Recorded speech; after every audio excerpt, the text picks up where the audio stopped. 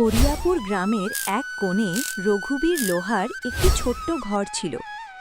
সেদিন ভোরবেলা রঘুবীর লোহার তার যন্ত্রপাতি নিয়ে কাজে বেরোচ্ছিল। আর কতদিন এভাবে চলবে রঘু? প্রতিদিন সকালে কিছু আশা নিয়ে যাও আর সন্ধ্যায় হতাশ হয়ে ফিরে আসো। তুমি কি দেখতে পাচ্ছ না যে পুরো গ্রামের সবচেয়ে খারাপ অবস্থা আমাদেরই? কি করব রাধা, তুই বল। আমার ভাগ্যটাই ভাঙা। আমি আর কি করতে পারি?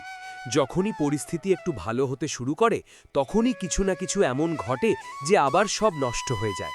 এই দেখ, প্রথমবার যেমন তেমন করে কিছু টাকা জমিয়েছিলাম, তুই অসুস্থ হয়ে পড়লি, সব খরচ হয়ে গেল।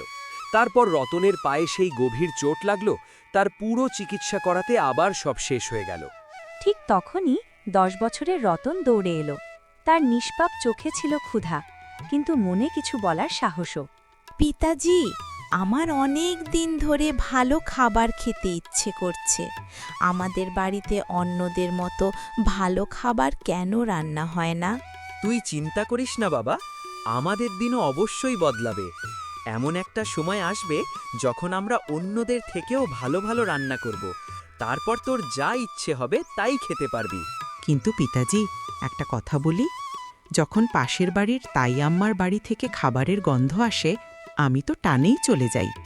একদিন গিয়েছিলাম, কিন্তু তারা আমাকে দেখেই খাবার লুকিয়ে ফেলল আর বলল, এখানে আসিস না, চলে যা। তাই আমি ফিরে এলাম। রাধার চোখ দিয়ে জল গড়িয়ে পড়তে লাগল। তার মন যেন কেউ চেপে ধরেছে।